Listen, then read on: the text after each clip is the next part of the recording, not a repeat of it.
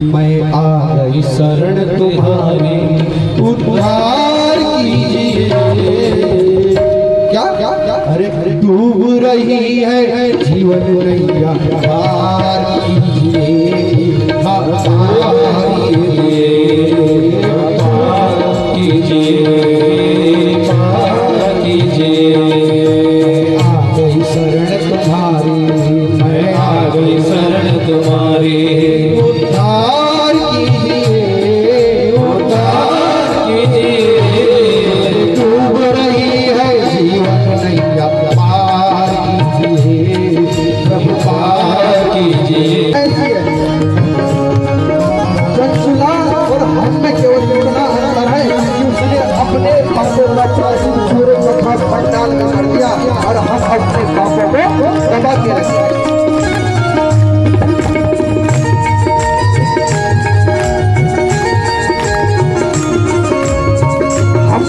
जो पाप कर रहे हैं ना, किसी को पता बोलेंगे शंकर जी को बता दो, पाप सब क्षण में दूर हो जाएंगे।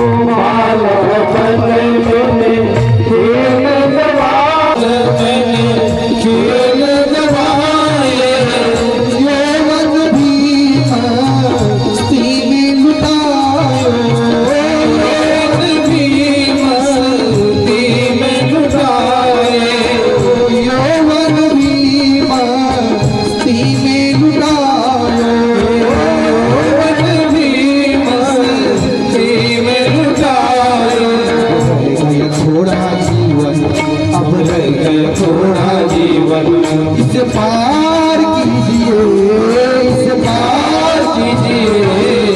डूब रही है जीवन नैया, पार कीजिए, प्रभु पार कीजिए।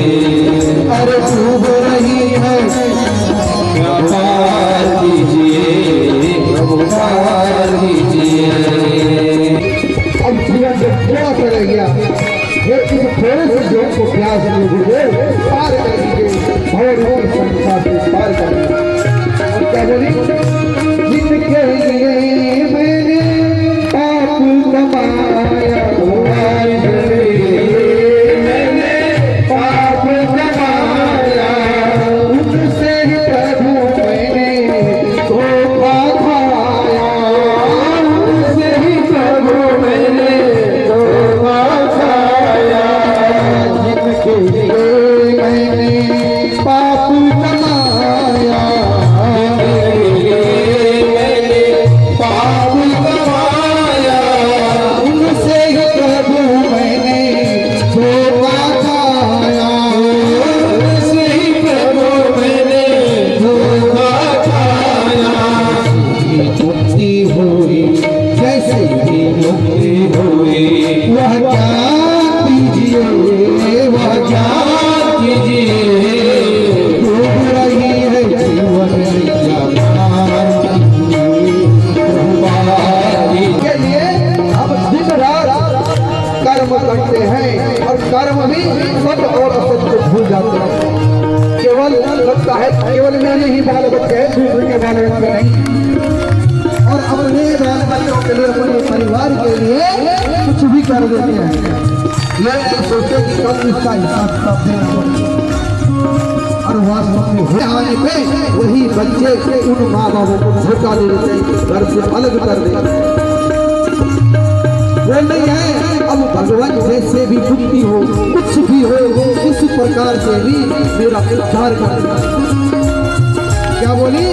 खास बोलता है, जितने हैं कुमार के पास मिट्टी के खिलौने, जितने हैं कुमार के पास मिट्टी के खिलौने, वो सब के सब है टूटने वाले।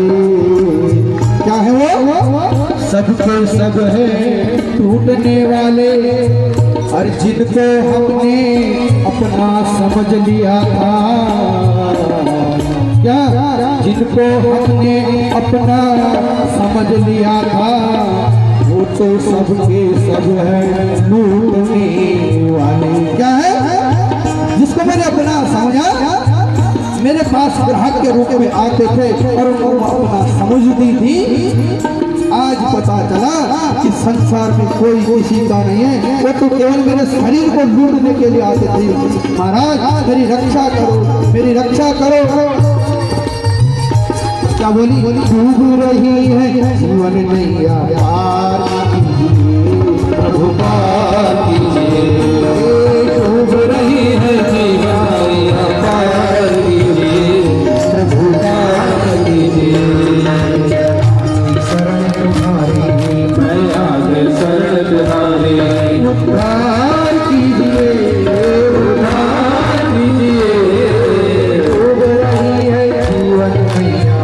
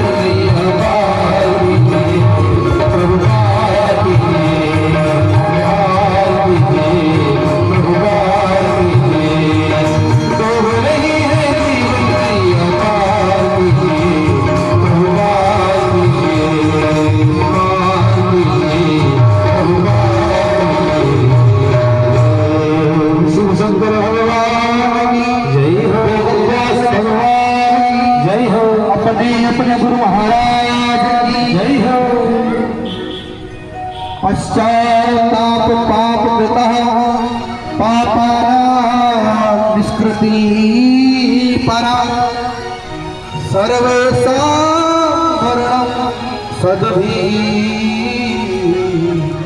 सर्व पाप विशूदनं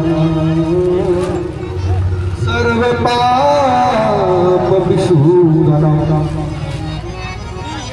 जब पूरे समस्त कथा पंडाल के सामने चंचुला ने पूरा पश्चाताप कर दिया,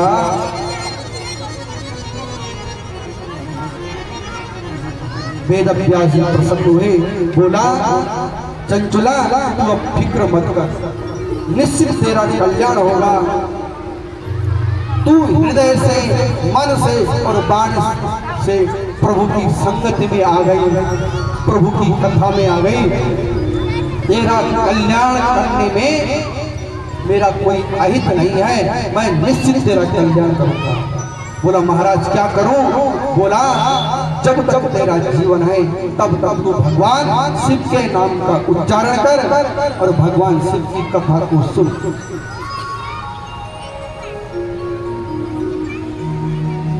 और ये भगवान शिव के नाम का उच्चारण करती है और उच्चारण करते करते भगवान की कथा को सुनते सुनते अपने पापों का प्रायश्चित करती है और आज अपने देह को छोड़ देती है, मृत्यु को प्राप्त होती है। लेकिन इसकी इतनी दिव्य मृत्यु हुई, भगवान शिव के दो गण आए और ठीक इस चंचुला को शिव लोक ले जाते। माता पार्वती ने देखा, शंकर से पूछा, बोला कौन है? बोला ये मेरी भक्त है। बोला कौन सी भक्त? शंकर बोले पार्वती ये समय प्रश्नों का नहीं है, मेरी भक्त आ रही है, तो आरती की थाल लेके आ, पहले इस चंचुला की आरती उतार। माता पार्वती सुंदर आरती का थाल लाती है और चंचुला की आरती उतारती है। सूत जी कहते हैं सोनम जी, आरती तो क्या, भगवान शिव की कृपा से ये माता पार्वती की परम सहेली बनी है। क्या बनी? पार्वती मैया की सहेली। लेकिन आज इस चंचुला के मन में एक बात इसको पीड़ा सताती है। जैसे भी मैंने पृथ्वी लोक में अपने जीवन में विवाह किया,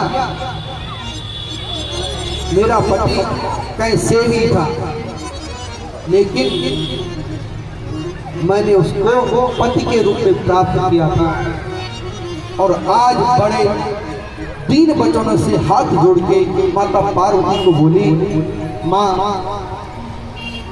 क्या आप मुझे मेरे प्रश्न का जवाब दोगी? पार्वती बोली, बोल बोल बोल, कौन सा प्रश्न है? बोला, माता मेरा विवाह हुआ था,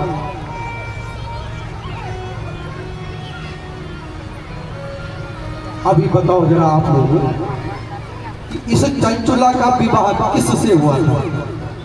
हाँ, दीदी के लिए ताली बजाओ, जोर से बजाओ बजाओ। किससे? बिंदु। और माता पार्वती ने चंचुला को बोला, चंचुला जो तेरा पति था ना, पहले तो घोर नरकों में गया। और जैसे चंचुला ने सुना, आंखों से अश्रु धाराएं आ गई। बोला, माँ क्या अभी नरक में ही है? बोला, नहीं, समस्त नारकीय यातनाओं को भोग करके अब वो विंध्याचल पर्वत में बड़ा विकराल राक्षस बना हुआ है। बोला, उसकी स्थिति कैसी है? बोला, खाने को नहीं मिलता, पीने को नहीं मिलता।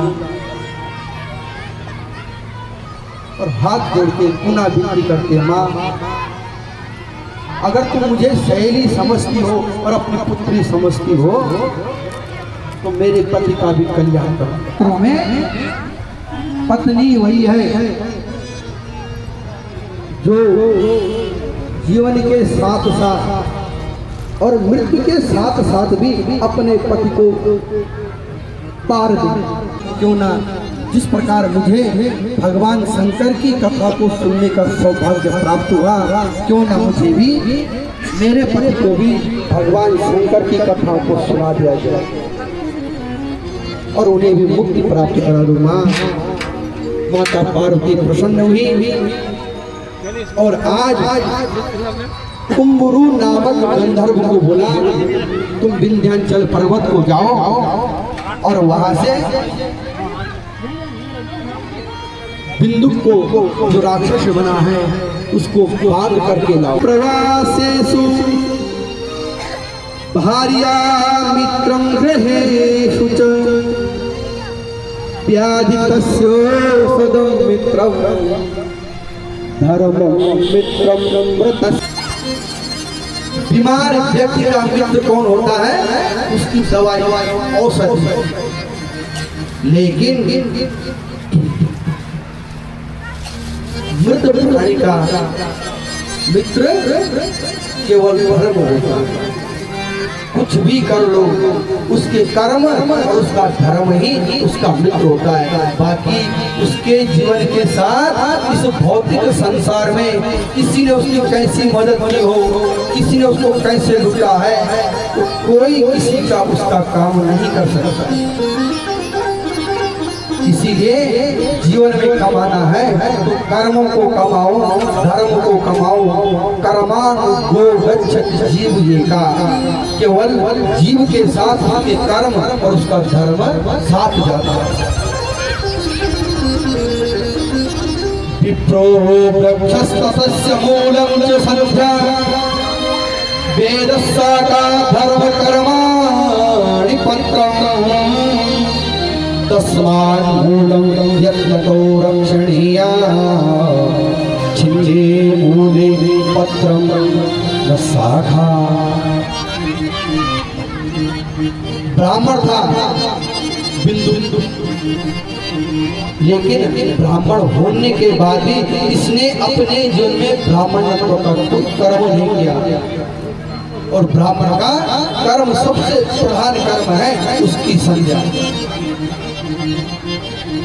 ब्राह्मण, शास्त्र कहता है ब्राह्मण एक वृक्ष है और उसका ब्राह्मण रूपी वृक्ष का मूल होता है उसकी संध्या। मूल क्या है? जड़, संध्या है। वेद शाखा धर्म कर्माणि पत्रम, वेद उसकी शाखाएं हैं, धर्म और कर्म उसके पत्ते हैं। तस्मात् मूलम यत्र तो रक्षणीयम्, इसलिए ब्राह्मण को सदैव अपने मूल की रक्षा करनी चाहिए, अर्थात संध्या करनी चाहिए। ब्राह्मण रूपी वृक्ष का जो मूल जड़ है उस संध्या सदैव करनी चाहिए, गायत्री सदैव जपनी चाहिए। लेकिन बिंदु ने कभी नहीं जपी। मूले में पत्रम न शाखा, अगर शास्त्र कहता है जड़ ही समाप्त हो जाए तो पत्ते शाखा आदि का क्या कहेंगे? अपने जीवन में रहते हुए कभी ब्राह्मण को न जाना कि ब्राह्मण क्या क्या। इसलिए हमें अपने जीवन में विशेषकर ब्राह्मणों को संध्या का नित्य नियम करना चाहिए। एक बार हो लेकिन सदैव गायत्री का जप नित्य जप होना चाहिए।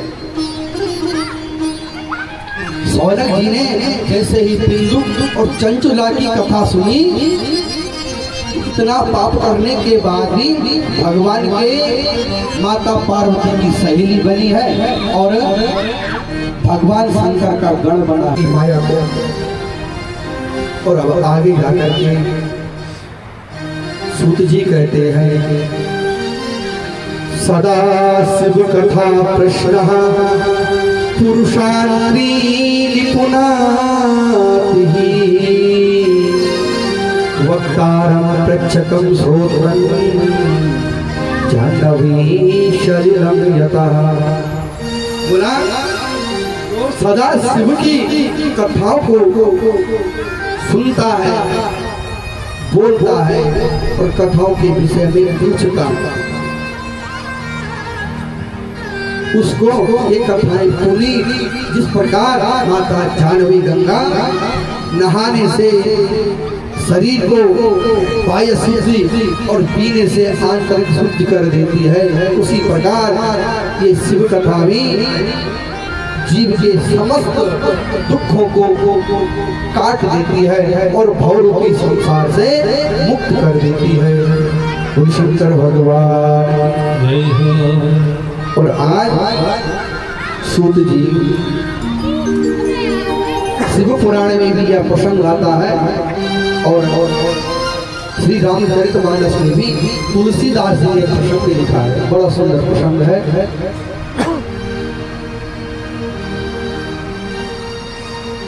कहते हैं, हिमशैल गुहा कश्चिद एका परम शोभना यत समीपे सुर नदी सदा बहति वेगतः।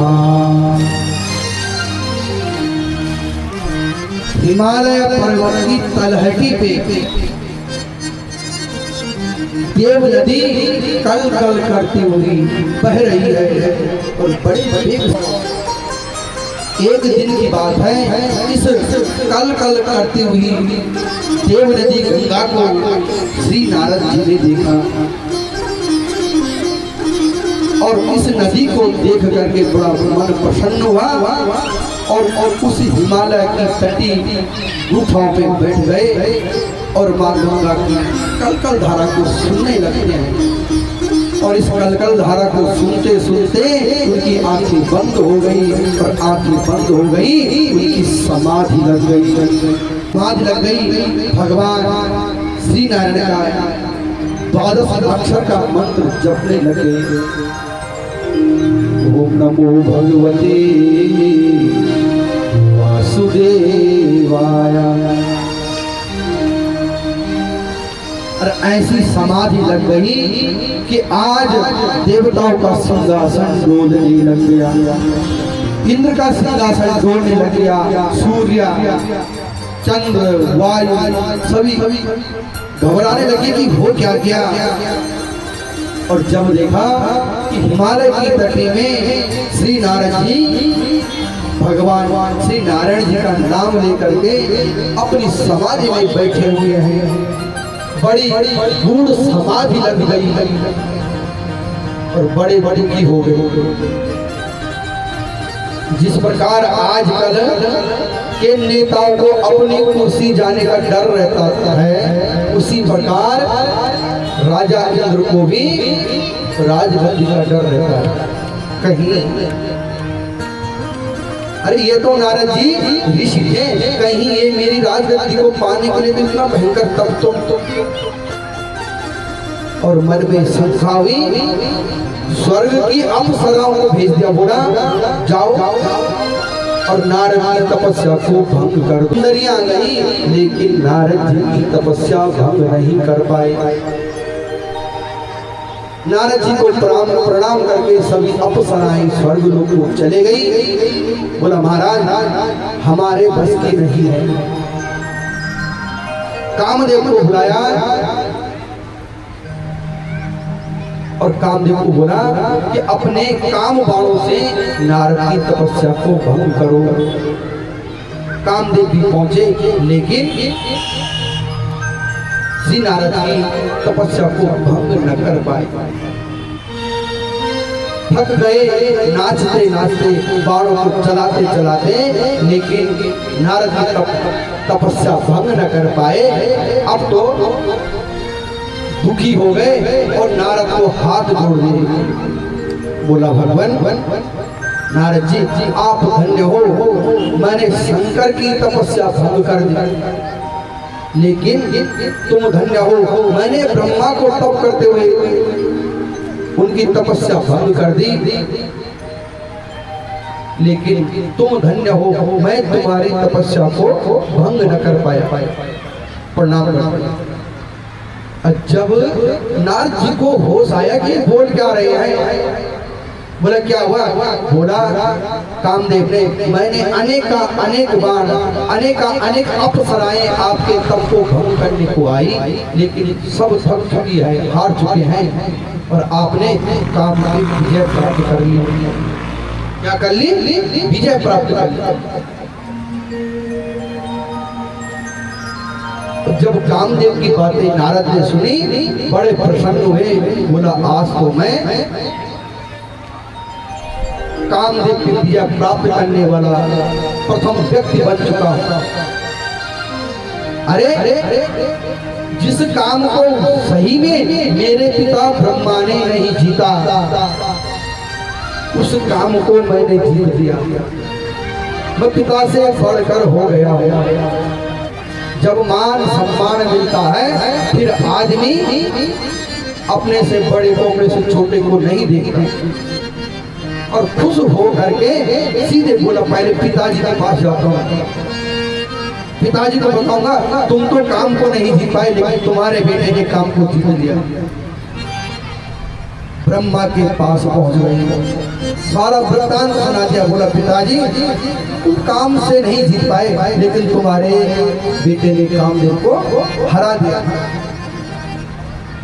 ब्रह्मा जी बोले नारद ठीक है, लेकिन यही बात तुम भगवान शंकर को मत बोलना, मुझे बोलनी कोई बात नहीं है।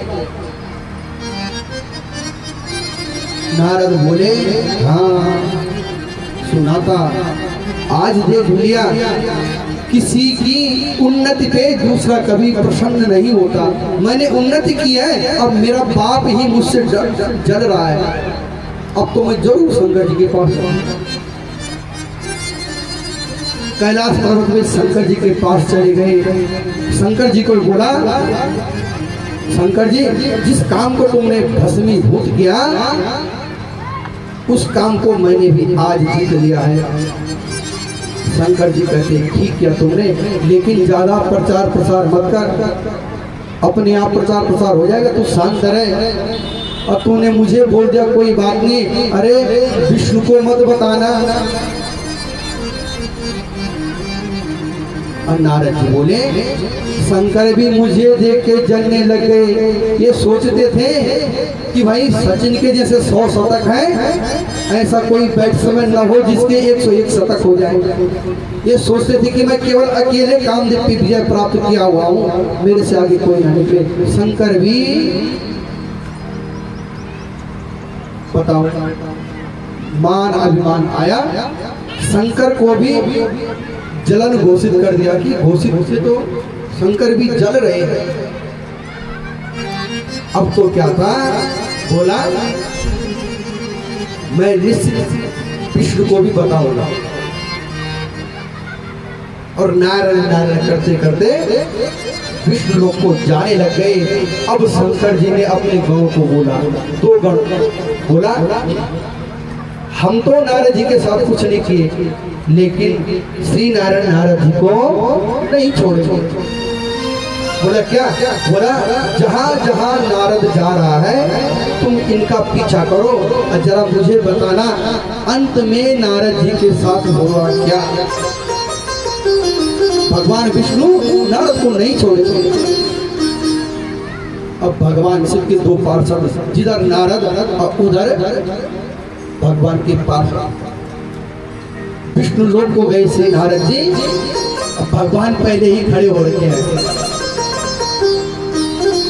और दिन भगवान को प्रणाम करते थे श्री नारद, आज प्रणाम करना भी भूल गया, इतनी खुशी हो रही है। और भगवान खड़े हो रखे, बोलो नारद आइए आइए।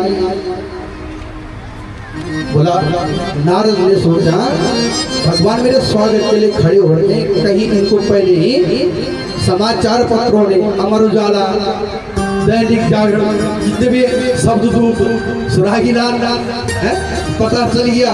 और यहाँ पहले अखबार आ गया और बिल्कुल छाती चौड़ी करके पहुंच गए। भगवान ने आज और गले से लगाया नारद को, और दिन आशीर्वाद देते बोले गले से। बोला भगवान आपको भी पता चल गया क्या? बोला क्या? बोला आपको पता नहीं चला? बोला नहीं।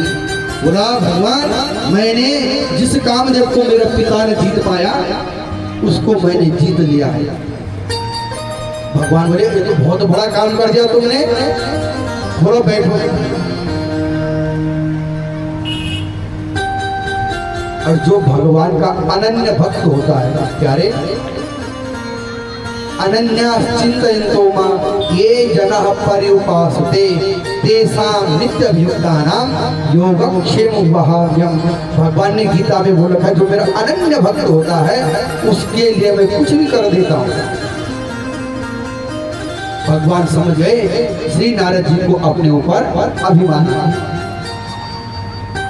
अब अभिमान क्या आया?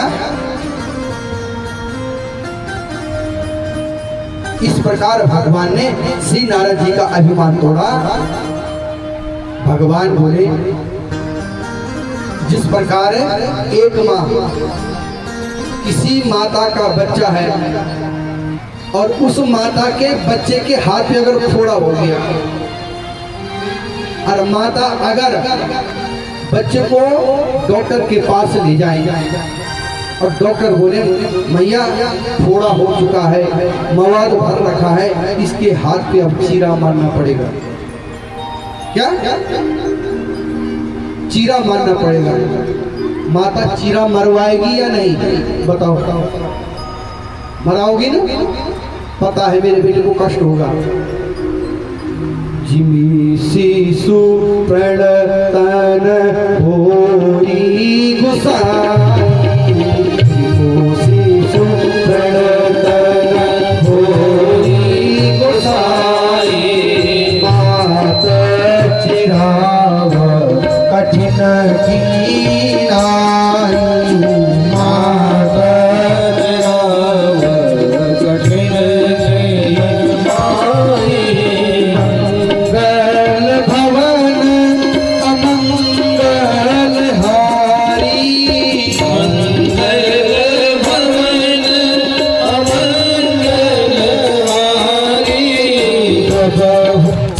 सुदशरथ अजीर बिहारी द्रवहु सुदशरथ अजीर मंगल भवन मंगल हारी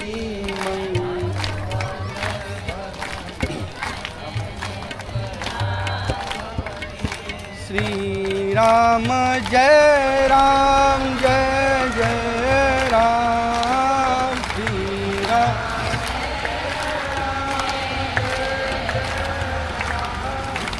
श्री राम जय राम जय जय राम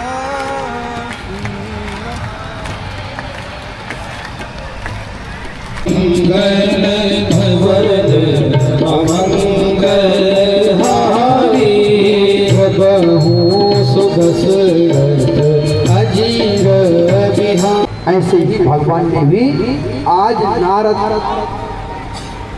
के मन में जो अभिमान रूपी थोड़ा उत्पन्न हो रहा है, दवाई का घेरा बना दिया, एक माया रच दी। क्या रच दी? माया रच दी। और जब भगवान ने माया रची, माया के चक्कर में नारद जी फंस गए। और जब तक नारद जी जरा इस माया को समझे, तब तक थोड़ा हम अपनी माया में मस्त होना चाहते हो।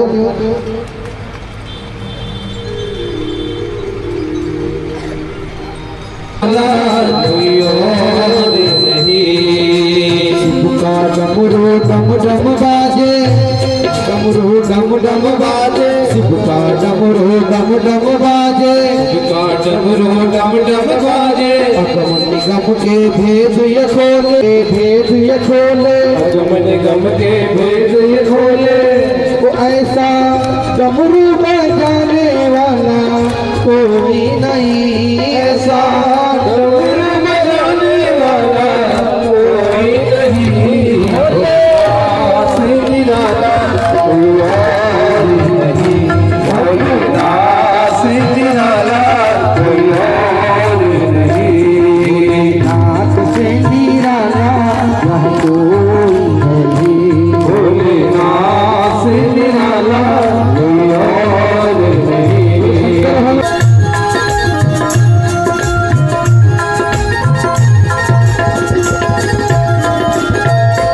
आया जब जब करवट बदले, आया जब जब करवट बदले, पिछले आया जब जब करवट बदले, आया जब जब करवट चमकते अगले पिछले। ऐसा जग जगाने वाला कोई नहीं, ऐसा जोग जगाने वाला कोई नहीं, नाम से निराला कोई और नहीं, भोलेनाथ से निराला कोई और नहीं, नाथ से निराला कोई और नहीं, भोलेनाथ से निराला कोई और नहीं। भोलेनाथ भगवान की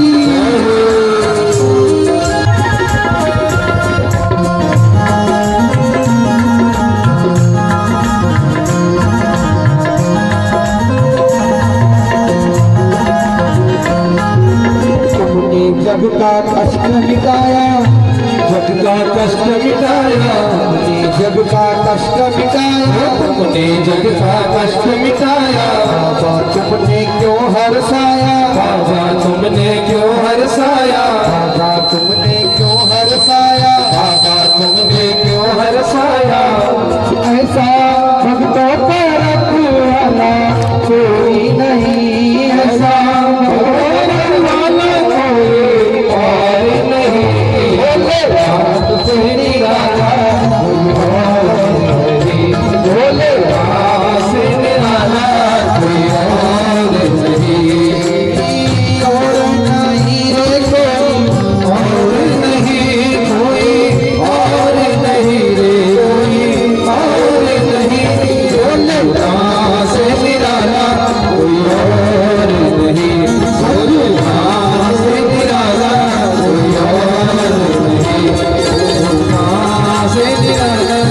कोई और नहीं, भोले नाथ से निराला कोई और नहीं, शंभू नाथ से निराला कोई और नहीं। ये तो जितना मेरे से हो सकता है उतना कर रहा हूँ मैं कोशिश, बढ़िया से मैं बोलने का, सुनाने का, है ना। लेकिन मुझे भी लगना चाहिए कि मेरे आगे जो बैठे हैं वो मेरी बातों को सुन रहे हैं। बाकी मुझे तो लगता है कि सब मेरे से अच्छे हैं, सब पढ़े लिखे हैं, लेकिन जितना हो सके उतना मैं अच्छी तरह कोशिश कर रहा हूँ कि मैं आपको बहुत सरलता से समझाऊं। आज नारद को अभिमान आ गया कि मैंने कामदेव को जीत लिया। जिस प्रकार माता अपने बच्चे के फोड़ पे चीरा लगाने के लिए तैयार हो जाती है कि थोड़ा दर्द होगा लेकिन फिर ठीक हो जाएगा, आज उसी प्रकार भगवान अपने अनन्य भक्त के अभिमान को तोड़ने के लिए एक माया का जाल बना दिया, और माया का जाल बनाया, एक नगर का निर्माण किया और उस नगर का राजा बना दिया। राजा का नाम है शील निधि। राजा की एक युवती कन्या है जिसका नाम है श्रीमती। शिव पुराण में भी ये कथा है, मैं शिव पुराण से भी लेकर के चल रहा हूँ और रामचरितमानस से लेकर ही चल रहा हूँ। कहीं तो मेरा बोलो कि यू बोला रामचरितमानस ही ज्यादा बोलो, मैं श्लोकों से भी ले रहा हूँ, शिव पुराण से भी ले रखा है मैंने और रामचरितमानस से भी।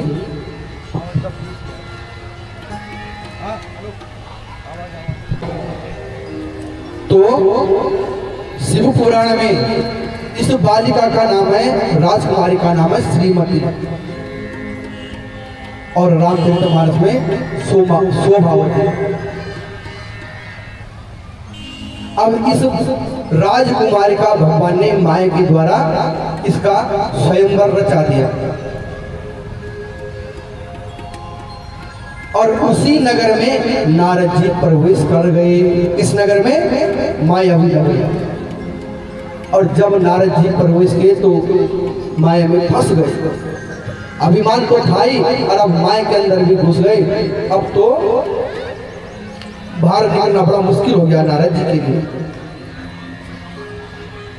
और जैसे ही नारद जी उस नगर में पहुंचे, शील निधि ने उनको प्रणाम किया है, बोला महाराज धन्य है आप, जैसे संत मेरे राज्य में पधारे। और पूरा कथा बता दी कि हे नारद जी, आज मेरी पुत्री का क्या है, स्वयंवर है। थोड़ी देर बाद स्वयंवर है और अभी आप आ रखे हो, जैसे हमको बताने, जरा बताना, जरा हाथ दिखाओ जरा इसका कैसे है। पंडित जी जरा हाथ दिखाओ। अरे 2 घंटे बाद तो स्वयंवर होना है, लेकिन माया है भगवान को। शीलनी ने बोला हे नारद, अब आप आ ही रखे हो, जरा इसका भाग्य बताना। अस्या भाग्यम वद मुने सर्वजातक मादगत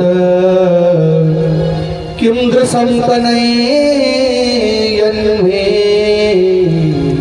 वरम्बे पश्यति तद्वतः।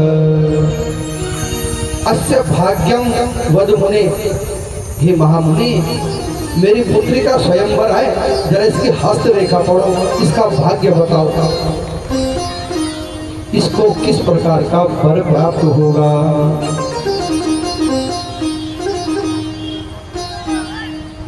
और नारद जी ने जैसे हाथ पकड़ा श्रीमती का और भाग्य की रेखा देखी, बोला इतने हाथ अभी तक देखे ऐसा हाथ कभी नहीं मिला।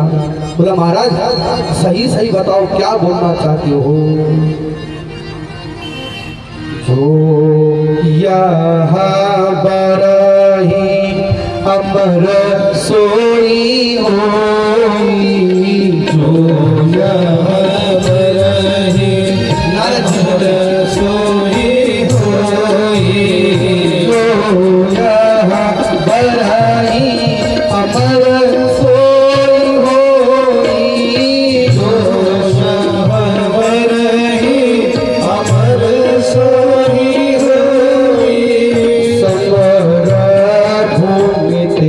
जी कहना होई समर होए तेरी होई सेवई सकल चराचर ताई सेवई सकल चराचर ताई परही सीलन कन्या जारी परही सीलन कन्या जारी। क्या बोले? नारद जी बोलने लगे कि हे महाराज, जो यह पर ही अमर सोई हुई, जिसके गले में जयमाला डाल देगी वो अमर हो जाएगा। और उसको युद्ध भूमि में कोई भी राजकुमार, यहाँ तक भगवान भी नहीं जीत पाएगा। और चराचर जगत में जितने भी प्राणी हैं सभी के सभी उसकी सेवा करेंगे।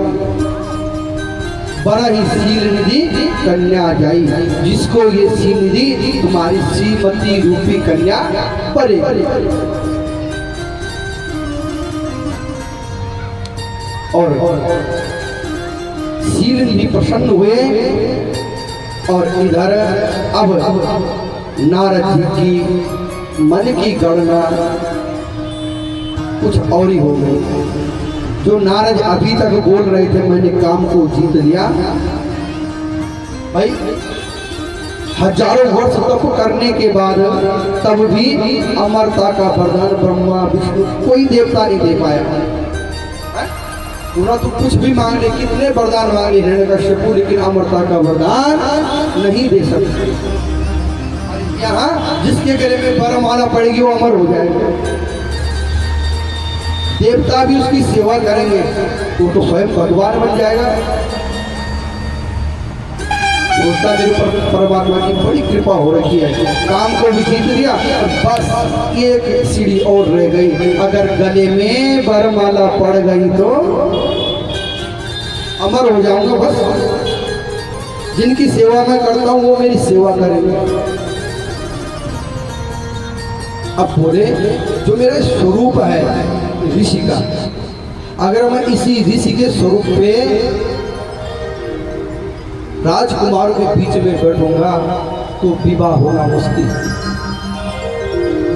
लेकिन मन में आया कि इस संसार में सबसे सुंदर कौन है।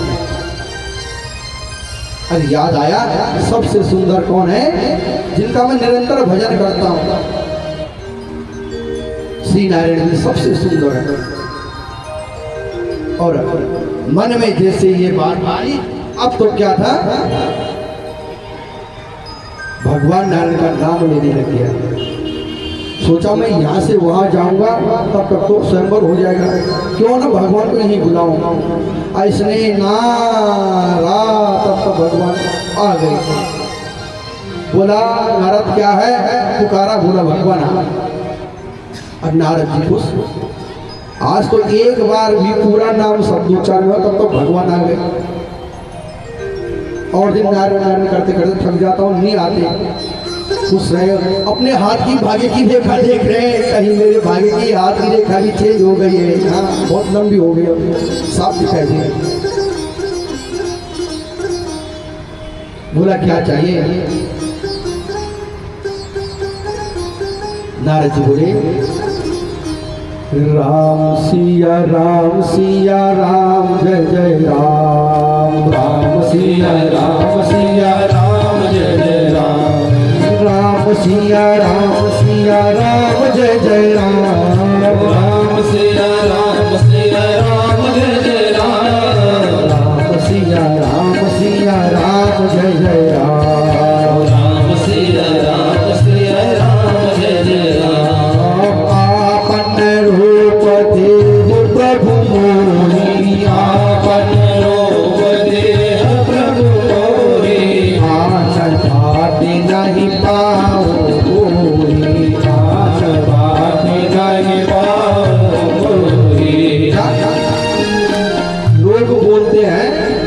भगवान ने उसको बंदर का रूप दे दिया, नहीं, भगवान ने उसे बंदर का रूप नहीं दिया। नारद बोले भगवान मुझे आप अपना रूप दे दो। अब भगवान बोले नारद तुम जानते हो मेरे 24 अवतार हैं, कौन सा रूप दूं तुझे बता। भगवान ने यहाँ पे फंसा दिया, गोटी फंसा दी। नारद बोले जब तक 24 रूपों को देखूंगा तब तक तो एक घंटा बचा है, तब तक स्वयंवर हो जाएगा। बोला भगवान कुछ भी दो, अपना रूप दो। क्या बोले? जी विधि नाथ होया हित मोरा, जी विधि नाथ होया हित मोरा, जी विधि नाथ होई हित मोरा,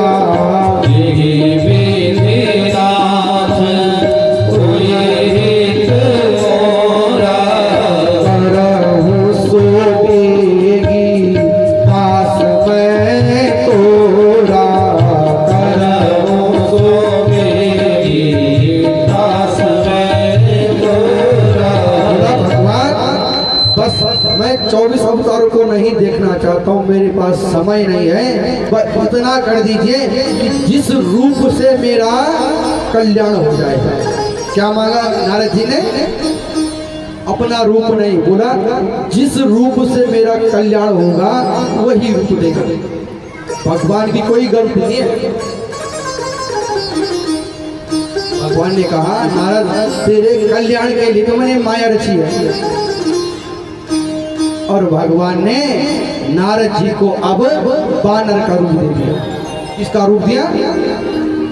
लेकिन भगवान कभी अपने भक्त की हास परिहास नहीं करवाते। कौन देख रहा है बानर का रूप? केवल एक तो स्वयं भगवान,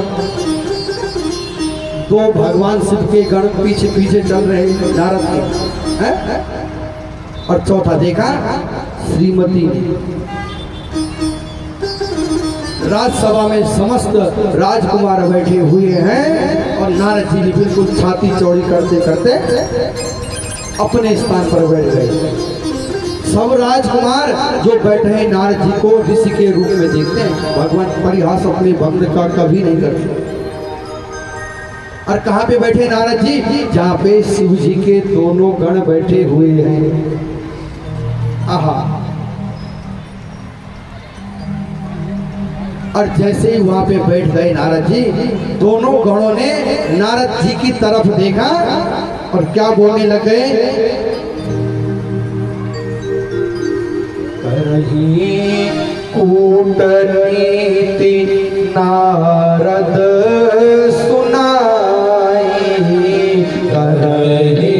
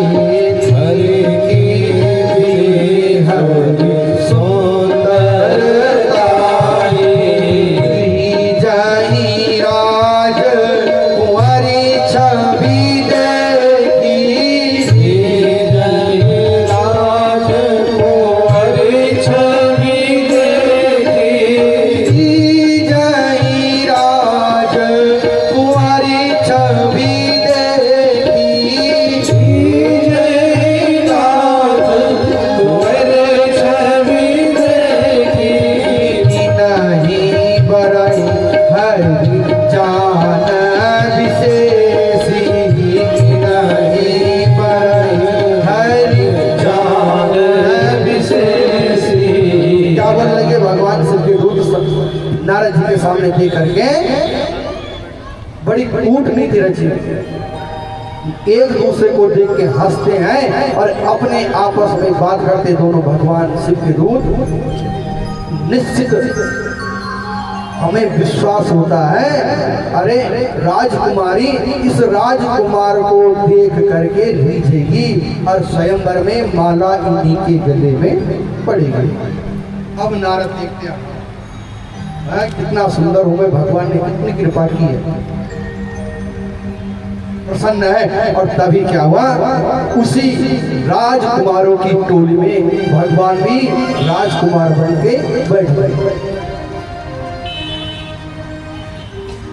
और तभी फूलों की माला को लेकर के श्रीमती आई, और उधर से ही आई, उधर से नारद जी बैठे हैं।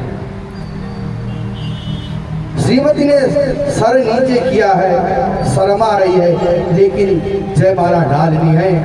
बोला सिर ऊपर तो करना ही पड़ेगा, पहले देखो तो कौन है। और जैसे देखा, नारद जी किस रूप में दिखाई दे रहे हैं, बंदर के रूप में। घबरा गई और एकदम से आगे निकल गई। और आगे निकलते निकलते इसने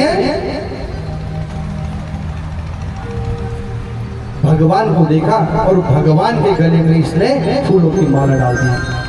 बोले लक्ष्मी नारायण भगवान। और जैसे माला डाली, भगवान वहां से श्रीमती को लेकर के चले गए, अंतर्धान हो गए। नारद दुखी, ये हो क्या गया, भगवान हरि का रूप मिलने के बाद भी मुझे श्रीमती ने वरमाला नहीं डाली, क्या बात। और उन दोनों शंकर जी के सेवकों की तरफ देखने लगे। अभी तो तुम बोले थे तू ही बरेगा, क्या है। शंकर के दूत बोले महाराज जरा जरा शीशा तो देख लो, शीशा है सामने, शीशा देखो। और नारद जी ने जैसे शीशा देखा, पूरा बंदर का स्वरूप दिखाई दिया। स्वयं डरे कि कौन हूं मैं हूं क्या। और जैसे नारद डरे, दोनों शंकर भगवान के दूत हंसने लग गए और एकदम क्रोधित हो गए और दोनों को श्राप दे दिया। उपजे जदपि पुलस्त्य कुल पावन अमल अनु, तदपि महीसुर श्राप वश भये सकल अघरू। क्या पुलिस में कुल में जन्म लोगे, और मैं नारद को भी श्राप देता हूँ। पुलिस में कुल में जन्म लेने के बाद भी तुम बड़े महान राक्षस बनोगे। हाथ जोड़ दो। और अब तो क्या था, एकदम से याद आई कि मेरे साथ जो किया है नारायण ने किया है। और एकदम से बोले, ये हरे तुम महादुष्ट, भगवान को गाली दे रहे हैं, हे हरि तू महादुष्ट है, कपटी विश्वमोहन है। क्या है, तू कपटी है, विश्वमोहन है।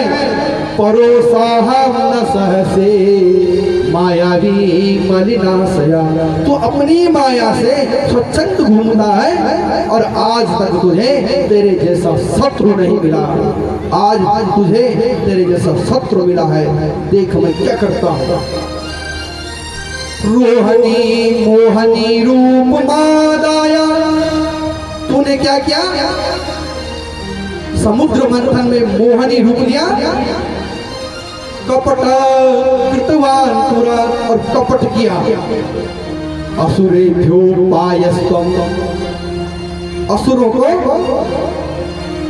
मदिरा पिला दी। और वारुणी अमृत वह, देवताओं को तूने क्या किया, अपनी माया से छला और अमृत पिला दिया। तू स्वच्छंद घूमता है, शंकर ने तुझे सिर में चढ़ा रखा है, ब्रह्मा ने तुझे सिर में चढ़ा रखा है। क्या तुझे आज तेरा शत्रु मिल रखा है तेरे बराबर, और बोलने लगे तद्रूपेण मनुष्यत्वं भवता दुःख भुग हरे, यनुखं कृतवान् मे त्वं ते भवन्तु सहायिना। आज भगवान को क्रोध में आकर इतना बड़ा श्राप दे दिया कि नारायण तुझे श्राप देता हूं, तद रूपेण मनुष्यत्वं भवतातं भूगरे। तू पृथ्वी लोक में जाएगा, मनुष्य रूप में जन्म लेगा और मनुष्य रूप में जन्म लेने के बाद अनेक दुखों को प्राप्त होगा। जिस दुख को तूने मुझे दिया, मैं एक स्त्री के दुख में एक स्त्री से कामना वश प्राप्त काम स्त्री को काम रूप से मैंने देखा और मेरी कामना पूर्ण नहीं हुई।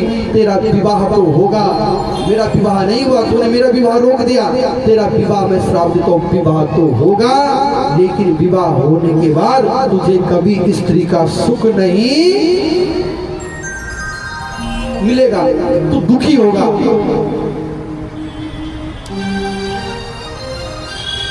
और तूने मुझे बानर का रूप दिया। कृतवान में तम तंते भवन्तु सहायिना। तूने मुझे बानर का रूप दिया, क्या तूने बानरों को नीचा समझा, तभी तो तूने मुझे बानर का रूप दिया। तुझे श्राप देता हूँ, तेरी पत्नी को ढूंढने में तेरी सहायता मेरे जैसे बंदर ही करेंगे। बोले नारद भगवान की